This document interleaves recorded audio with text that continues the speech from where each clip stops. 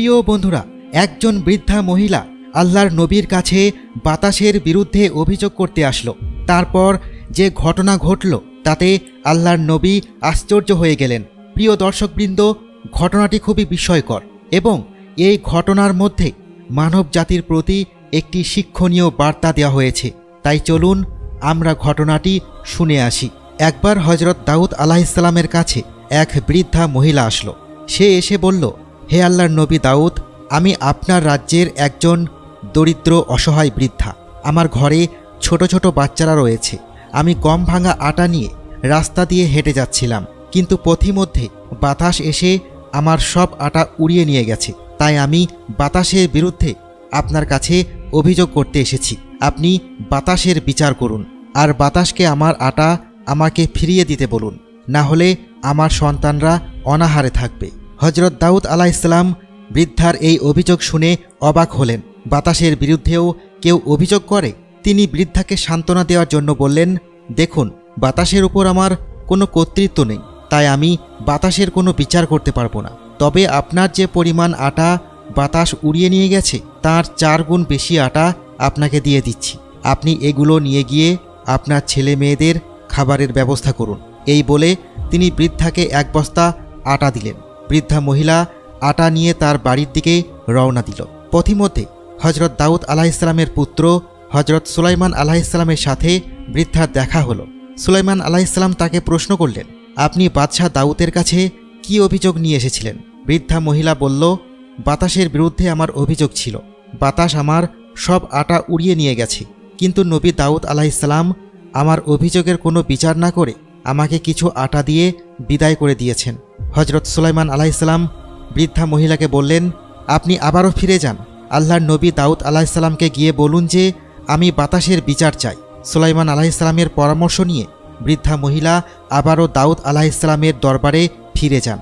সুলাইমান আলাইহিসসালামের শিখিয়ে দেওয়া কথা অনুযায়ী বৃদ্ধা মহিলা আবারও বাতাসের বিরুদ্ধে অভিযোগ করেন।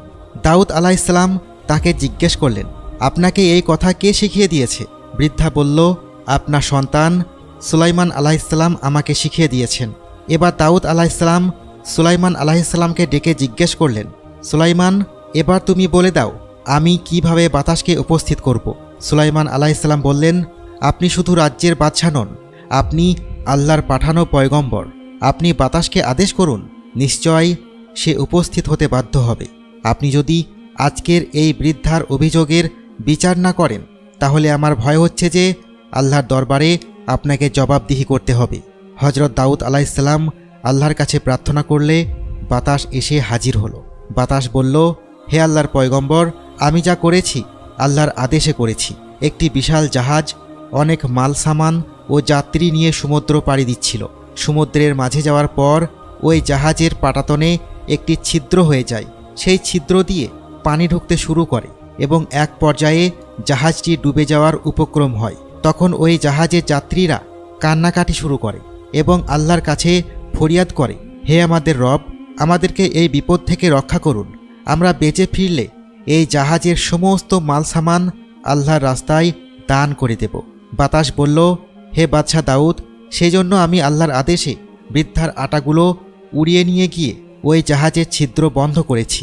ফলে জাহাজের যাত্রীরা প্রাণে বেঁচে গেছে। এই ঘটনার কিছুদিন পরে সমুদ্র তীরে একটি জাহাজ এসে নোঙর করেছে। খবর পেয়ে হজরত দাউদ আলাইহিসসালাম সমুদ্র তীরে গেলেন। জাহাজের যাত্রীরা বললেন, হে আল্লাহর নবী, আমাদের সমস্ত মালামাল আমরা আল্লাহর রাস্তায় মানত করেছি, আপনি এগুলো গরিব দুঃখীদের মাঝে বিলিয়ে দিন। হজরত দাউদ আলাইহিসসালাম সেই সম্পদের অর্ধেক সেই বৃদ্ধাকে দিলেন আর বাকি অর্ধেক অন্যান্য গরিব দুঃখীদের মাঝে বিলিয়ে দিলেন। এরপর হজরত দাউদ আলাইহিসসালাম বৃদ্ধাকে প্রশ্ন করলেন, তুমি এমন কি নেক কাজ করেছ যে আল্লাহ তোমার উপর এতটা সন্তুষ্ট? বৃদ্ধা বলল, হে আল্লাহর নবী, আমি এমন কোনো আমল করিনি, তবে আমার কাছে কোনো ভিক্ষুক আসলে আমি তাকে ফেরত দিই না। এই ভিক্ষুকদের খাওয়াতে গিয়ে অনেক সময় আমি অনাহারে থাকি, তাতে আমি কোনো রকম কষ্ট বোধ করি না। সেদিন একজন ভিক্ষুক এসে আমার কাছে খাবার চাইল। সে অনাহারে ছিল। আমার কাছে মাত্র 2টি রুটি ছিল। আমি তাকে রুটিগুলো দিয়ে দিলাম।